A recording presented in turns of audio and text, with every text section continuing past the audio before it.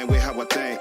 How many could step on the stage and say they taking it all to the bank? You pulling rank, boy, I'm sharp as a shank. Making you step to the plank, the Capitan. Come get me if you can, I'ma get you if you can. This ain't a prank, I have you waving the flag. They say I'm all in my bag, getting my bags. Never see me getting bagged by the police sitting in the back. Only if it's for the drag, I tell these shorties relax. It's the return of the Mac, you the return of the slack. I let it burn with the facts, the caps just stay to attract. I don't go mess with the odds, I just be calling the shots. Like I was holding the chop, then I go hit up the block. Got me a cheese and chops, probably go get me some top. Release for aftershock, then I return to the plot. Checking the gold in the pot, gotta get it while it's hot. You the return of the slack, I let it burn with the facts. The caps just stay to attract, I don't go mess with the odds. That's what the love of money does. Like I was holding the chop, then I go hit up the block. Got me a cheese and chops, probably go get me some top. Release for aftershock, then I return to the plot. Checking the gold in the pot, gotta get it while it's hot. You the return of the slack, I let it burn with the facts. The caps just stay to attract, I don't go mess with the odds. That's what the love of money does. Like I was holding the chop, then I go hit up the block. Got me a cheese and chops, probably go get me some top. Release for aftershock, then I return to the plot. Checking the gold in the pot, gotta get it while it's hot. You the return of the slack, I let it burn with the facts. The caps just stay to attract, I don't go mess with the odds. That's what the love of money does. All I hear, go get the money, so I go get it. Hate means I do something right, so I'ma let him. Yeah, I'ma let him, yeah, I'ma let him.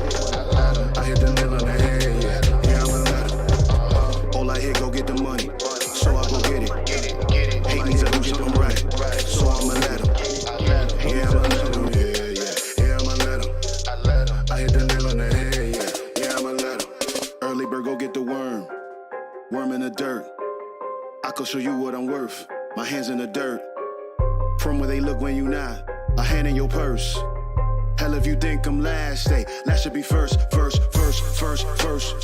ahead and go feast your eyes.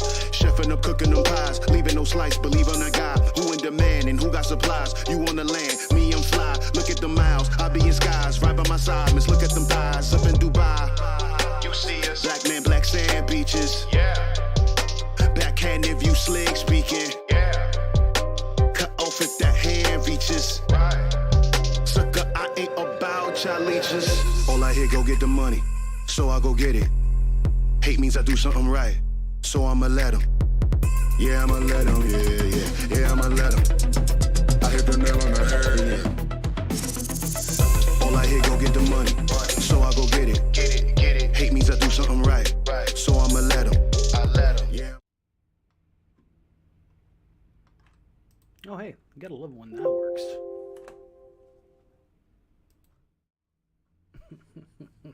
What's going on, everybody? Welcome to the first preseason edition of the Blazers Edge live show. Bear with me as I work through some little things, technically, that we're going to go through. Thank you for everybody for stopping in. We're going to take this about a half hour. I'm going to try to do these probably twice, if not 3 times a week, with the idea of, and thank you, I can't remember who it was. There's a couple people actually who said something in the comments about not just looking forward, but being able to look back and talk about why we thought X, Y, or Z might happen and why it went A, B, or C. And then try to reconcile those things and try to understand the who, what, when, where, and why behind all of that. So without further ado, we're going to get into it here real quick. This will kind of set the table for what the season is kind of going to look like. I'm going to call this the very aptly and professionally named the What to Watch series. And with that, it's a very professional name. I know. It is what it is, guys. So, but the idea here is that these are the things that I'm watching for, and it could be technical things, it could be playbook related things, scheme related things, personnel related things, coaching changes, rotations. This is going to be the generic place that we're going to kind of start at, and this is the preseason edition. So with that, we're going to start with the preseason cliches. So when we talk about preseason cliches, what are the main things everybody talks about? We're in better shape. We want to run faster. We want to shoot more threes. We want to push the tempo. How much of that is actually going to be real from the Blazers this year versus how much of that is just really a lot of fun to say on, I'd say media days, but these aren't even media days. These are Zoom media days. So what do you even do with these? It's kind of a weird situation to be in. So the big things that I want to get into are the additions of Derrick Jones Jr., the additions of Robert Covington, what that means for this lineup, and kind of what that means for the defensive changes. I've seen a lot of people say, well, the Blazers got longer, they got stronger. Yeah, all those things matter. There's no doubt about that. But how specifically are they going to look to utilize those guys kind of going forward? The other part of that is the fun side of this. This is the hashtag Lob Watch, hashtag Muscle Watch. Lob Watch, if you can't figure that one out, we're going to take a look. Obviously, Derrick Jones Jr., when he was on the podcast this past weekend, actually not even past weekend, a few days ago, got him all torn apart on days. But when I had him on, basically, I discussed the whole idea of Derrick Jones Jr. not being this, or excuse me, Damian Lillard not being the best lob passer. And he's not. He's just pedestrian, which is kind of weird because Dame is such an elite passer when it comes to passing accuracy. But this is the one thing that Derrick made sure to point out. Just put it near the rim. He said, put it anywhere near the rim, I will go get it. As long as he said as long as it clears like within like 6 inches outside of the backboard, he's going to be able to go get it easily, which to me sounds absolutely insane, right? But if you guys haven't, go Google not right now, but go Google the video of the pass Bam threw him last year in the Toronto game. As Derrick called it, it was the best worst pass he's ever had because of the angle that it kind of put him at, reaching all the way back for it. But muscle watch. The Blazers don't have a lot of young guys that they're working in the rotation. Really only 2. So you've got Anthony Simons and you've got Gary Trent Jr. And if you've watched the social stuff, you've probably seen it. I know a few of you have seen it because a few of you have already, sent a tweet to me or sent a message to me or said something in the comments about them being bigger. Yeah, they're grown men now. So that's kind of how it's going to go. We took a look at Melo and the bench mob, how that's going to go. Speaking of the bench guys, will Melo willfully accept this? It's going to be an interesting question. Then, obviously, you guys, please feel free. The chat's open. Ask questions as we go. This is what I have for a guideline. But that's the nice part about this. This is the interactive part of this. Throw questions in there. I have no problem deviating and answering stuff or put your best hot takes in there or tell me to go to hell. I mean, it's all up to you. The one thing I do want to start with is because we're talking about the idea of, preseason cliches. Let's get going with the hype video. Okay, let's do it, and we'll take it apart piece by piece because it's preseason. Let's have some fun, okay? We get Dame and CJ. Here we go. Wait, what do we have first? We got one right out of the gate. That's impressive. And John, we've already talked about him. I think you guys are a little defensive parking.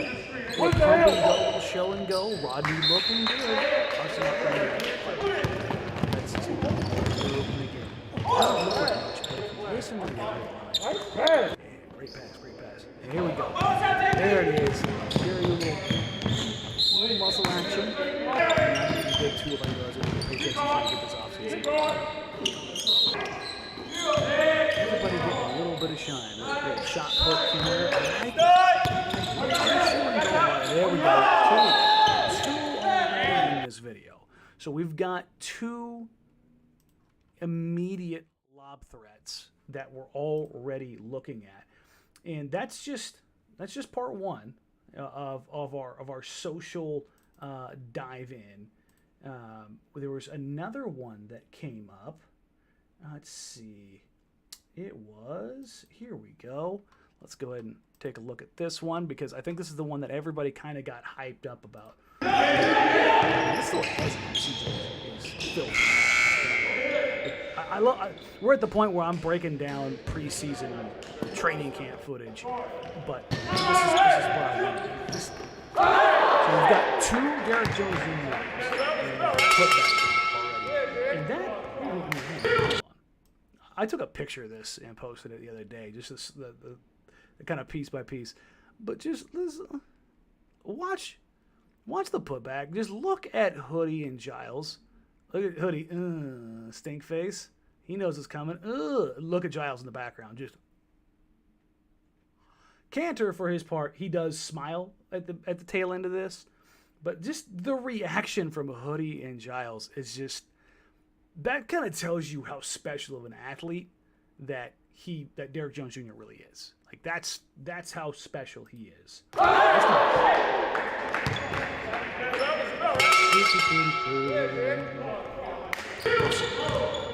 a little left-handed pass. I think there's a little cleanup on the left-handed pass. He's got to let everybody know. Cornrow Melo. Listen, man, I'm running the show. We're gonna talk about Ant a little bit more. That's always for sure. If there's one thing I talked to him about in the offseason, he was talking about outside of his playmaking, which is the thing that he wanted to work on the most, but his ability to get stronger, longer, be able to finish and absorb through contact. And I think that's a lot of what you see. I still want to see him go. I mean, that's a bigger Anthony Simons. He's not a big boy. Now, I think he told me he was 195. I don't think he's quite 2 bills yet. But he's significantly bigger as far as being, grown man. So that's good to see. I'm breaking this down. Preseason.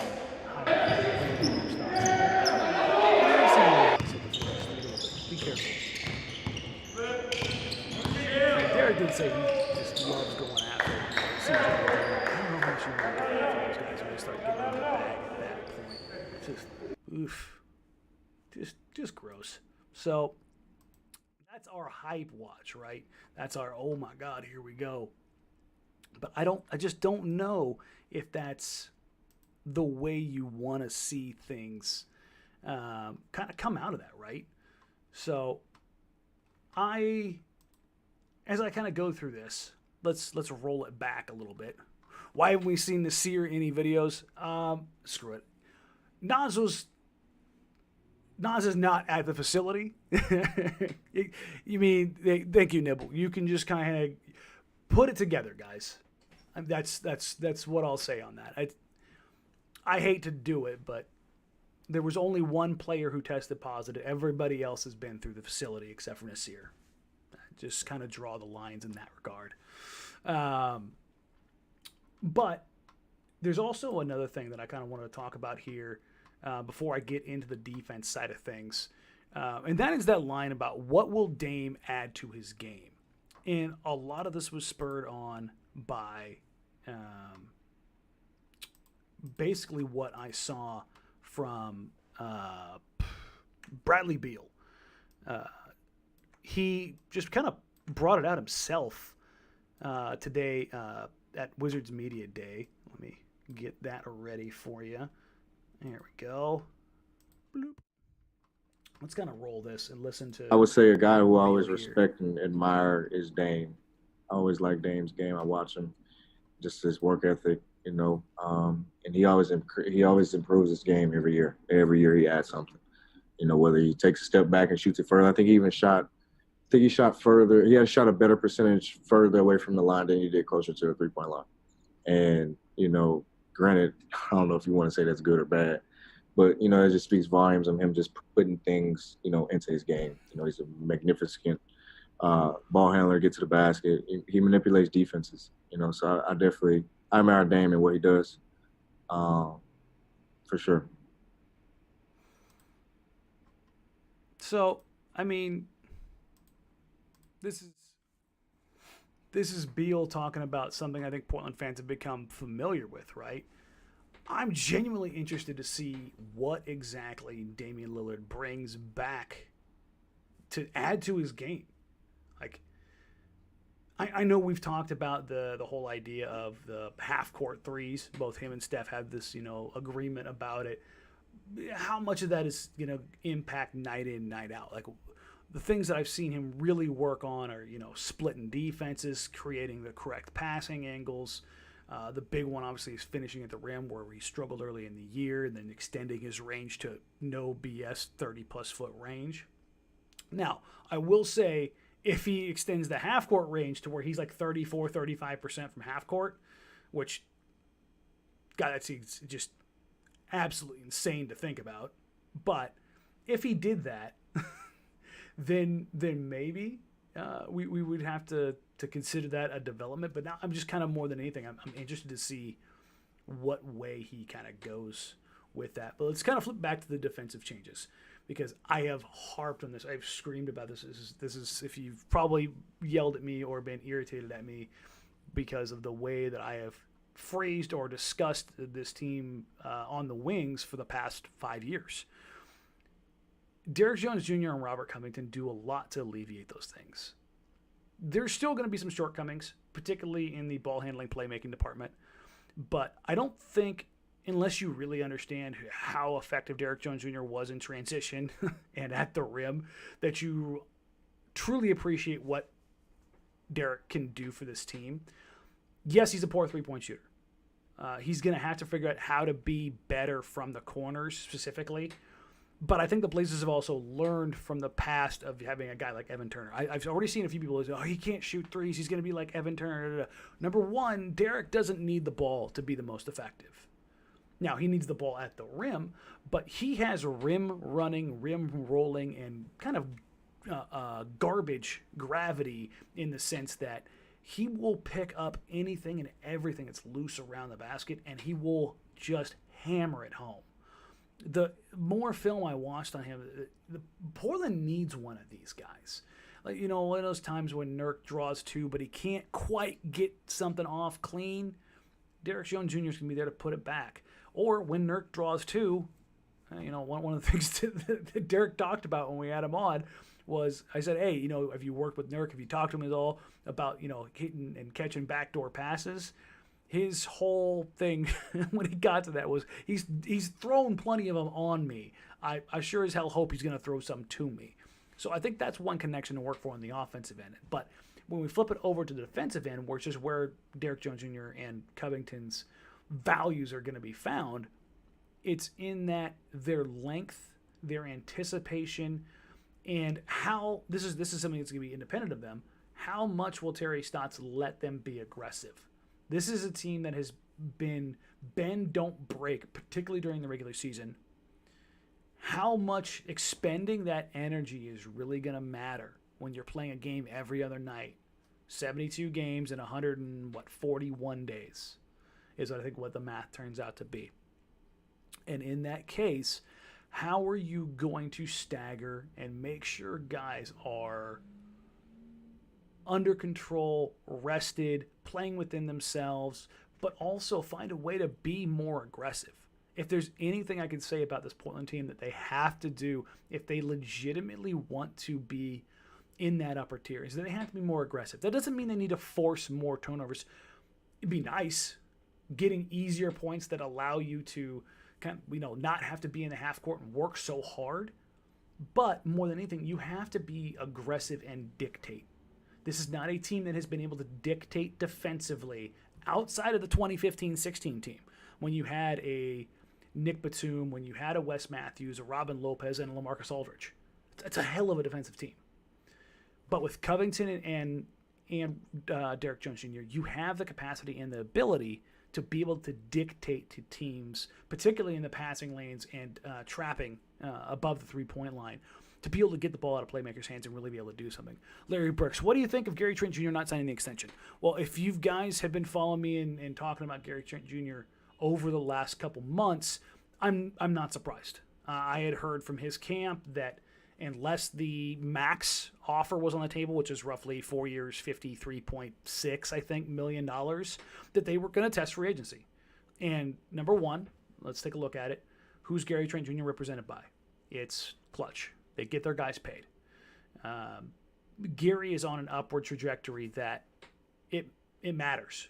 And I've talked to numerous people around the league who've all said the same thing about as far as Gary Trent Jr. is concerned. If he continues to perform the way that he has, he will no doubt make that money back and then some. So the folks that I've talked to are comfortable, would be comfortable, and These teams, none of them you would call championship contender, but they are good teams, probably knocking on the door. Have all told me the same thing in regards to Gary Trent Jr. is this, that he is on the trajectory and they would be comfortable and they could see him being their starting two guard. If that gives you the idea of where teams are kind of looking at Gary Trent Jr. I would put him in the mold of Will Barton, Gary Harris, like that tier of guy, which that's a good player.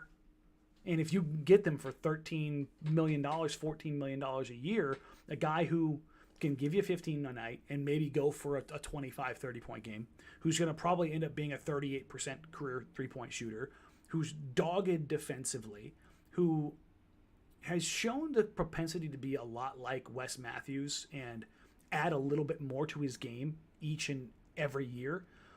Remember, Gary was, we weren't really sure, the one thing we knew he could do, he could, knock down the three. Well, he started showing a little bit of a post game and taking advantage of mismatches, much like Wesley Matthews did. He started to show that little mid-range pull-up, a little hezzy, little additional ball handling. Just those little incremental things that add more value to you and take you from this tight box archetype and allow you to be more expansive and more useful offensively. Oh, and by the way, he can cover 1 through 3 pretty efficiently. 1 and 2 definitely, some threes. And if he gets switched onto a guy, you're not worried about it. So long answer short, he's going to get paid. Yes, thank you, Jones. Gary's going to get paid. And barring a massive change in the NBA landscape, and the other thing you have to think about, and we don't always do this when we look at these guys, Gary Trent Jr. wants to play. And the Portland Trailblazers have a guy in CJ McCollum who they're very comfortable with at the 2. It is very hard to get Gary Trent Jr.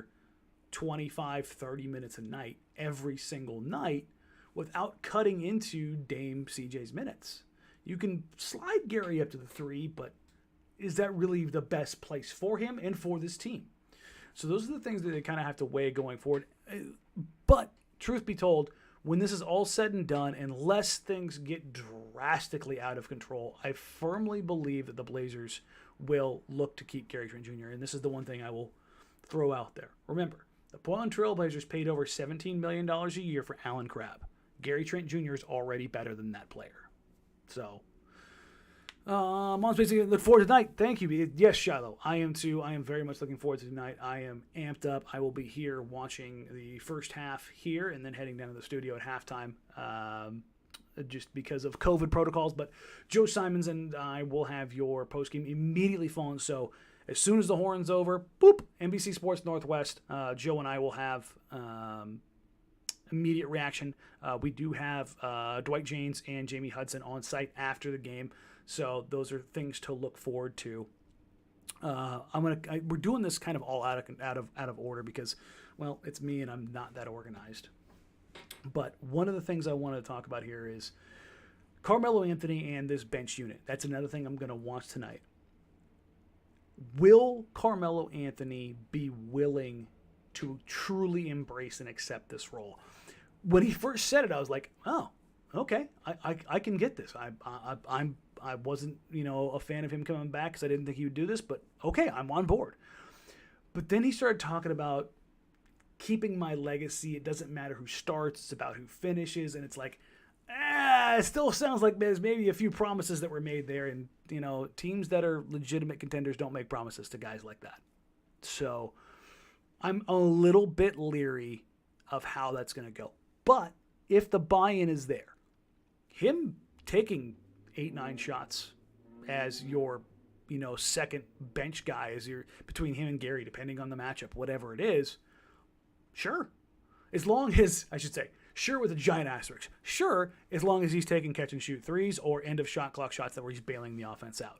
I don't want to see the jab steps in the post. That's just, no. Jones, can Gary handle pass enough to also play a little point guard? No, Gary, that's not his role. And if the Blazers are going away from anybody not named Dame or CJ, it will be Anthony. That'll kind of be the way it's going to go. And Credence 1900, if everyone is healthy, what does a bench rotation look like? You have perfect timing because that's exactly what I was going to get into here with Melo and the bench mob. Is Melo going to accept the role of what the bench or being coming off the bench? So your two primary bench guys are going to be Melo and Gary. They're both, I would say Melo's probably going to get 16 to 20. I think that's probably the number that we're at right now, especially with Zach out. Maybe it goes a little bit higher. And then Gary. Again, I fully expect Gary to get 25 plus a night. I think they're going to get him out there as much as possible. So if we're looking at everybody healthy, what does that rotation look like? The starting lineup, the only thing I would change from, or that I think might change from what is going to be rolling out there tonight, sans Jusuf Nurkic because of the COVID protocol. I have got the feeling, and then I'm under the understanding that if Hood is ready to go, and they fully believe in him, that they might go to him as the starter. It gives them just that little bit more shot making and playmaking ability to open things up. I think that's the only real change. So your starters would be Dame, CJ, Hood, Covington, Nurkic, but Derrick Jones Jr. gives you a lot of athleticism that you don't otherwise have. So I get why they'll go that way. So for right now, let's keep the starters as is: Dame, CJ, Derrick Jones Jr., Covington, and Nurkic. And then your first guy off the bench, Gary Trent Jr., Carmelo Anthony, depending on the opponent. Your bench bigs are Enes Kanter and Zach Collins.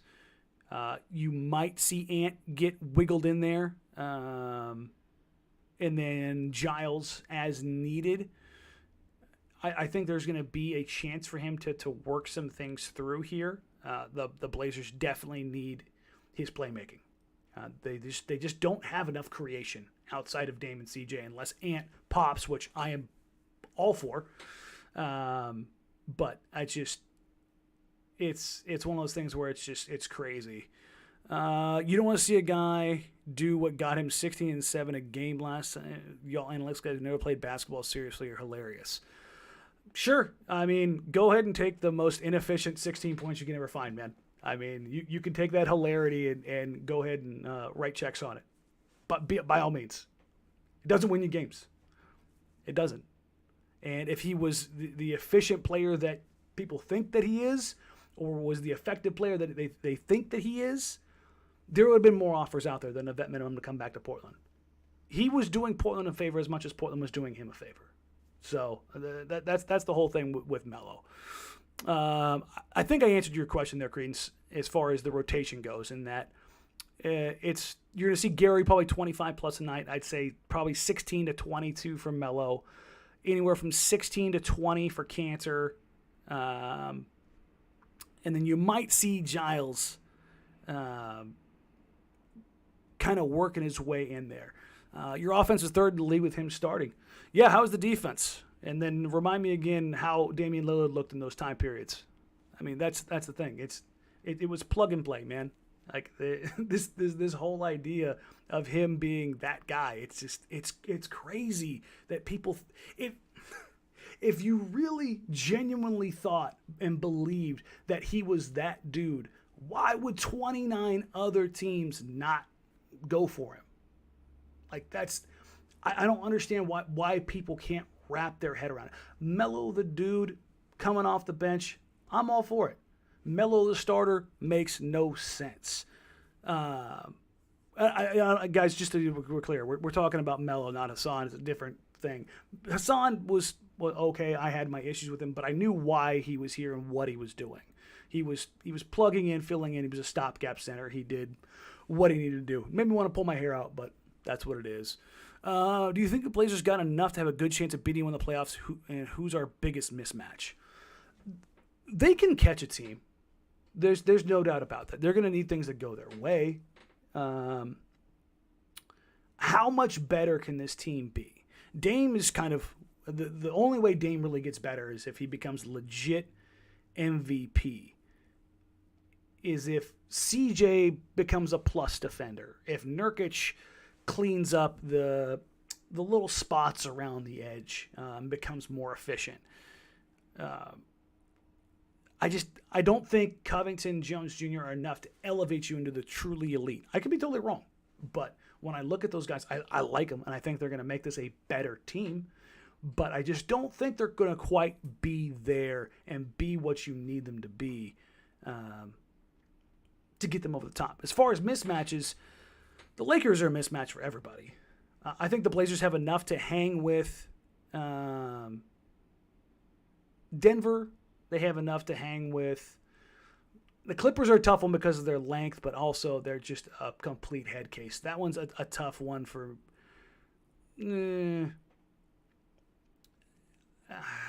Yeah, Lakers are the real ones that are problematic in the West. They just don't have it. They just don't have an answer for AD or LeBron. Realistically, who does? So it's kind of it's an iffy thing to kind of go off of. But I don't know, man. It's one of those things where which way does it go? How does it go? Realistically, this Portland team should be able to win a first round unless they're a 7-8 seed. If they should be anywhere between 3 and 6, and they can mix and match any of their series between the two of them. Block Boy, no, it's a great point. The idea that when you look at these teams, adding quote-unquote better players doesn't always make a team better. It's about fit. When I look at the Lakers and Clippers, I look at them both the same way. The Clippers, they're loaded, man. But the leadership is an empty void. The Lakers, I think Montrez is a good signing in the regular season. I think Montrez is in this season a 72-game player. And by that, I mean he's going to be good for them in the regular season. He'll probably be a double-double guy. Schroeder is probably going to be a 72-game guy and a 16-game guy. By that, I mean he'll be good in the playoffs as well. So when I look at that, it's kind of a toss-up. As much as I laugh about Rondo and how ineffective he was for them in the regular season, in the playoffs he was a nightmare. He won them games. So, how much do you really look at that and really, really, put it all together for those guys? Let's see. How do you think the Blazers would do against the Bucks now they have Drew Holiday? Well, Drew is there's two guys in the NBA consistently who have been nightmare fuel for Damian Lillard. That has been Drew Holiday and Chris Paul.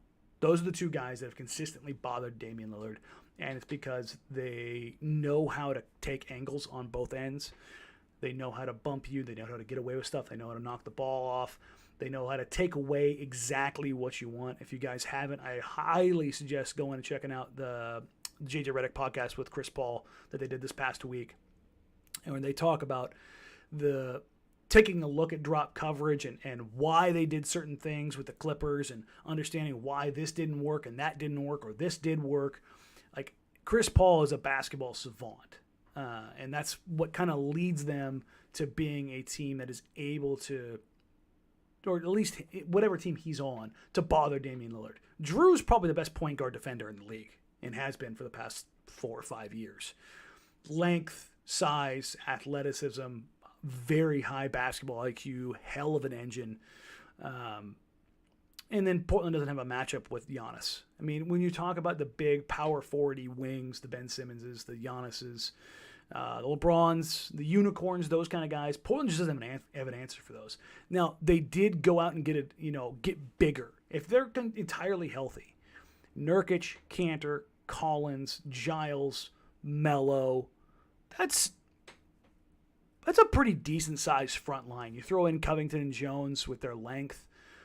They're bigger. They don't have that combination of dumb size and athleticism, but they definitely, instead of trying to lean in and do what the Warriors did, which, people trying to do that really, I think, made a bad basketball decision because you're trying to match 30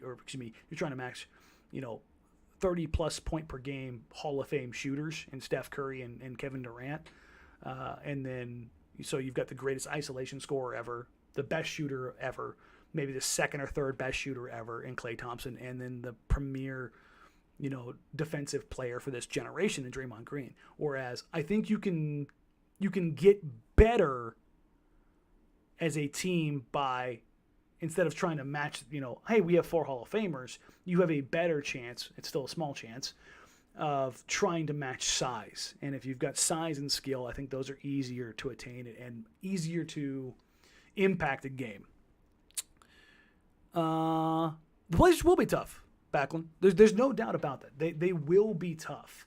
And here's the thing. I think Derek Jones Jr. will probably end up shooting about 33%.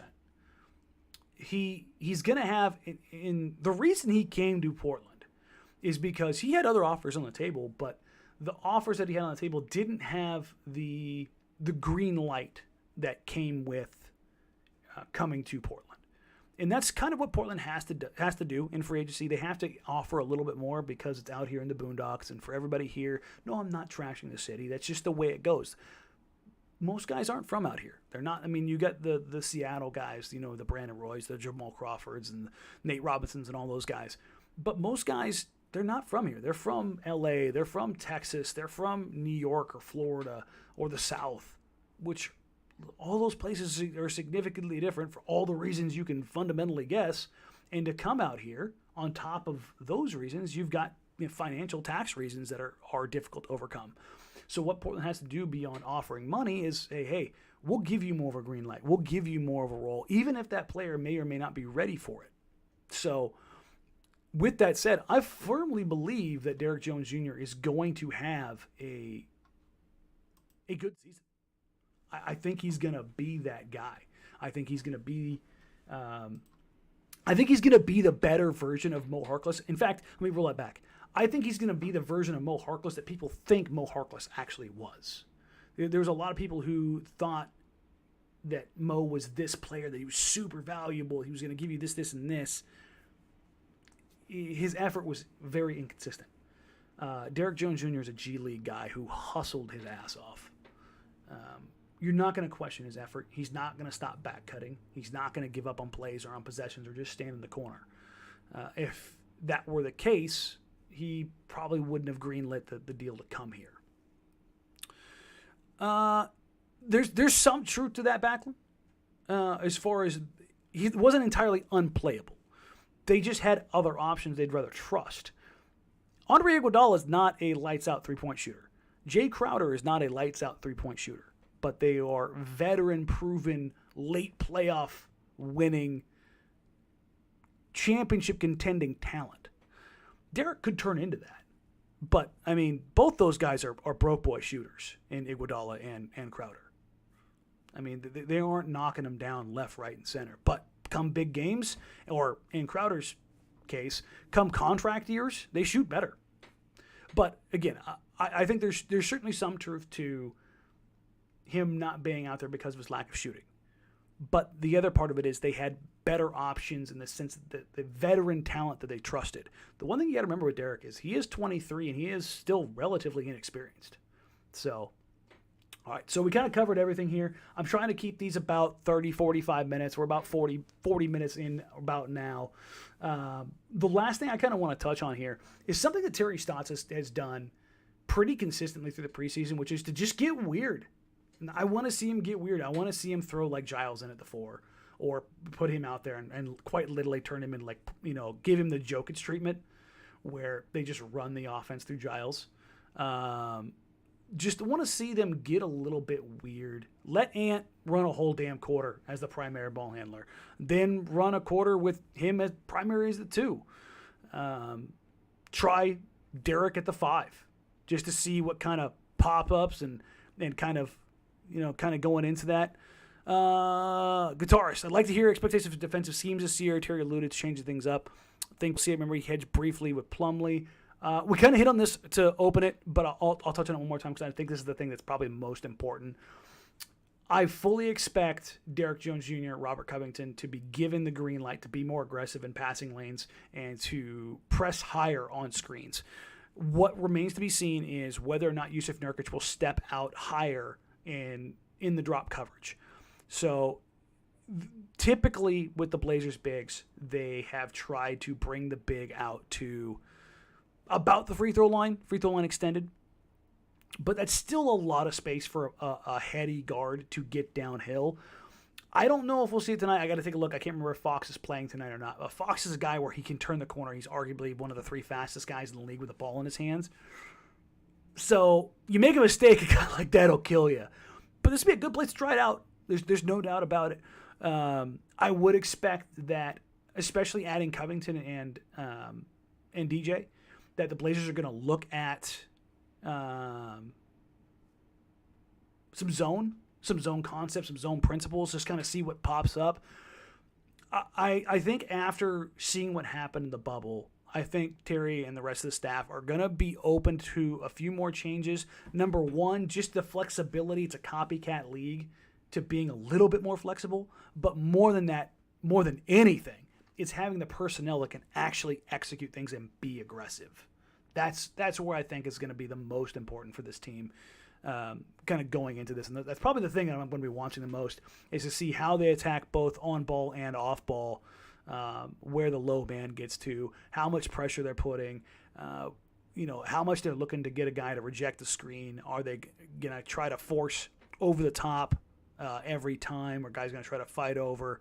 They're going to push into the screen. Like there's a lot that goes into this stuff, and it's going to be interesting to see kind of how it plays out. Put Danny in at the one. Why not? Let's see what the kid can do. Hey, man, we can put Ant into the one. Danny's knees are gone. Even if you put me out there against kids, I'm still struggling. But I'm going to wrap it up here, guys. I got to start getting ready here for the show. Thank you for all coming in. These are first of many. I'll say that. Like I said, I'll be doing these probably twice a week, sometimes 3 times a week, and we'll kind of roll it back and review. And thank you for guys for getting going in the comments. This is kind of how I envisioned it. I want to get questions from you guys. I'll always have my own stuff that I'm going to bring in, but I also want to take some stuff in from you guys just to kind of see what you guys are thinking about and get a little bit of back and forth going.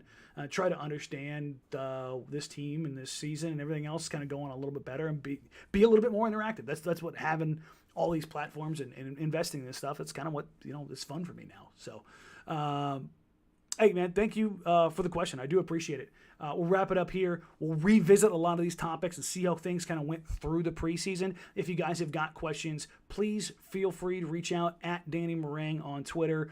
Please, if you haven't already, like, rate, review, subscribe, do all those things on YouTube. It is going to help me drastically as I continue to grow this stuff.